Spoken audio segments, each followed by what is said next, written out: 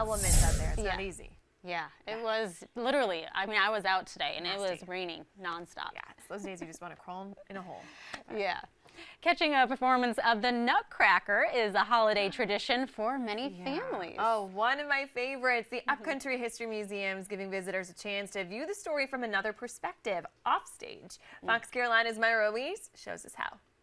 The Upcountry History Museum opens Nutcracker, the exhibition, on Saturday. And by taking a look around, you'll be able to get into the holiday spirit by immersing yourself in Nutcracker history. And I think people find themselves enjoying the fantasy of it. This is Carolina Ballet Theater's interpretation of the Nutcracker. The original tale is traced to a short story by E.T.A. Hoffmann in 1816. It was rewritten by Alexander Dumas in 1844, and the ballet composed by Tchaikovsky came in 1892.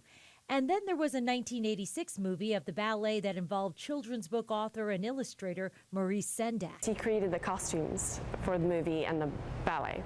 And Disney brought it back to the big screen in 2018. In our case, with Nutcracker in the Four Realms, it's a very artistic looking film. They're the costumes that were worn by the actors, so they would have performed, acted, danced, jumped, ran, anything that they had to do in these costumes. Well, the exhibition explores the different interpretations of the Nutcracker. So we have illustrations by James Ransom from the Nutcracker in Harlem. We also have comic strips from Charles Schulz. He did 3 strips related to the Nutcracker. We also have illustrations from the Walt Disney Family Museum that are from Fantasia and the Nutcracker suite of that movie.